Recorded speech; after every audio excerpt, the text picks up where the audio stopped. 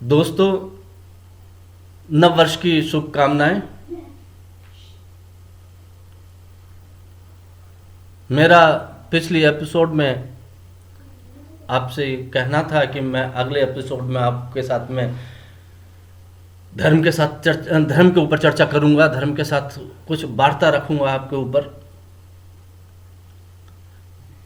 वैसे तो धर्म के ऊपर चर्चा करना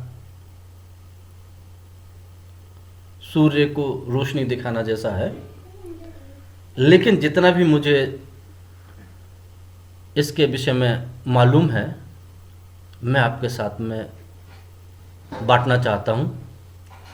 दोस्तों, जिस प्रकार आज के समय में हम लोगों ने धर्म को परिभाषित कर रखा है, शायद धर्म इससे उल्टा है। जो आज परिभाषित धर्म है उस पे एक कहानी मैं आपको सुनाता हूँ। एक नौका में कुछ दोस्त, एक मुसलमान, एक ईसाई, एक हिंदू यात्रा कर रहे थे। उनकी नौका जब समुद्र में विहार करने निकल पड़ी, अचानक समुद्र में एक तूफान आया। उस तूफान में उनकी नौका डूबने लगी। तीनों दोस्त भयभीत हो गए और अपने अपने आराध्य को याद करने लगे। मुसलमान ने अपने आराध्य को याद किया, या अल्लाह मदद।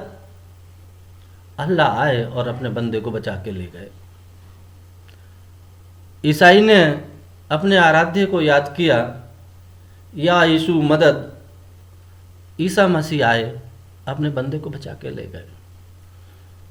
हिंदू बेचारा बड़ा परेशान था। उसने बजरंगबली को याद किया, हे बजरंगबली रक्षा करो। बजरंगबली नहीं आए।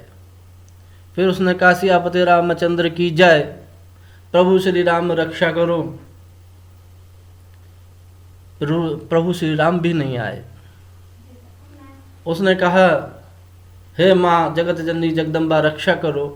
माँ जगत जननी जगदम्बा भी नहीं आई। अंततः वो डूब के मर गया। जब वो मृत्यु के बाद स्वर्गलोक पहुंचा तो उसने कहा, हे प्रभु, मैंने तेरी अपने तन मन धन से, पूरे सच्चे मन से तेरी मैंने हमेशा आराधना करी, तेरी सेवा करी, और विपदा के काल में तूने मुझे अकेला छोड़ दिया। प्रभु बोले, अरे मूर्ख, तूने सबसे पहले बजरंगबली को याद किया। मैं बजरंगबली बन के तेरे पास आने ही वाला था कि तूने से मेरे इष्ट को, श्री राम को याद कर लिया। मैं श्री राम बन के तेरे पास आया, इससे पहले ही तूने माँ जगदम्बा को याद कर लिया। मैं माँ जगदम्बा बनकर तेरे पास आना ही वाला था। बता मैं तुझे किस तरीके से बचा पाता। तो दोस्तों, ये कटाक्ष नहीं है, ये कोई व्यंग्य नहीं है, ये यथार्थ है। आज के समय में धर्म को एक सीमा में बांध दिया गया है, एक आकार में बांध दिया गया है, एक रंग रूप में बांध दिया गया है। ये धर्म नहीं है। हमारा धर्म बहुत विस्तृत है। जैसे मैंने पहले ही कहा, धर्म पे चर्चा करना सूर्य को रोशनी दिखाना जैसा है। धर्म सार्वभौम है। हर व्यक्ति का कर्तव्य, उसका अपना एक निहित धर्म है। जैसे पिता का पुत्र के प्रति धर्म होता है, पुत्र का पिता के प्रति धर्म होता है, पत्नी का पति के प्रति धर्म होता है, पत्नी का पति के प्रति धर्म होता है। हर व्यक्ति का अपना अपना एक धर्म होता है। तो धर्म को आप कैसे एक आकार में रख सकते हैं? आप धर्म को एक जगह कैसे संयोजित कर सकते हैं? धर्म तो सार्वभौम है। मित्रों, धर्म का अर्थ होता है धारण करना। जो धारण करता है, जो सत्य को धारण करता है, जो निष्ठा को धारण करता है, वो सत्य होता है, वही धर्म होता है। धर्म की चर्चा अनेक ग्रंथों में अनेक बार हुई है। हमारे यहाँ सबसे प्रसिद्ध ग्रंथ महाभारत ग्रंथ है।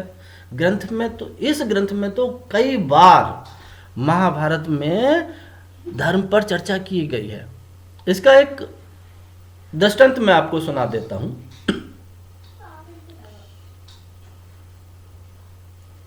जब जुए में हारने के बाद पांडव वन में गए थे, वन में उनकी स्थिति बहुत दयनीय हो गई थी, बहुत विपन्न अवस्था में वो लोग रह रहे थे। अपनी अवस्था से चिंतित होकर पांडव लोमश ऋषि के पास गए थे। लोमश ऋषि के पास जाकर उन्होंने अपनी व्यथा रखी और उनसे पूछा, भगवान, हम लोग हमेशा निष्ठा के साथ, सच्चाई के साथ, सत्कर्म के साथ और पूरी तरीके से धार्मिक आचरण करते हुए अपना जीवन व्यतीत करते हैं, तब भी हम इतना दुख भोग रहे हैं, और जो भ्रष्टाचारी हैं, व्यभिचारी हैं, वो लोग सुख भोग रहे हैं, ऐसा क्यों है?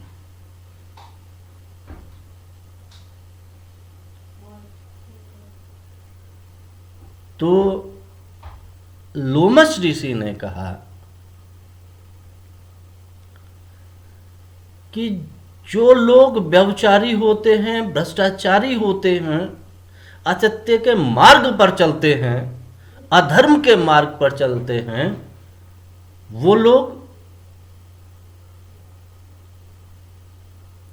धन संपदा तो जल्दी अर्जित कर लेते हैं, अपना ऐश्वर्य अर्जित कर लेते हैं, लेकिन उनका ऐश्वर्य, उनका पुत्र आदि और जितना भी उनका धन संपत्ति है वो नष्ट हो जाता है, शीघ्र नष्ट हो जाता है। लेकिन जो धर्म पर चलते हैं, जो न्याय पर चलते हैं, जो सत्कर्म के आधार पर चलते हैं, उनका ऐश्वर्य चिरकाल तक रहता है।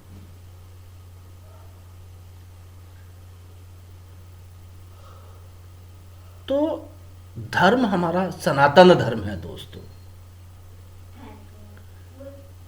धर्म के बारे में केवल इतना नहीं है कि हाँ सब हम इस धर्म से संबंधित हैं तो हम ये कर सकते हैं। अरे भाई, आपका धर्म क्या है? आपका धर्म है आपका कर्तव्य। आप किस कर्तव्य को निभा रहे हैं, वही आपका धर्म है। इसी के साथ दोस्तों, मैं फिर चर्चा में आऊँगा आपके साथ में। नमस्कार, धन्यवाद।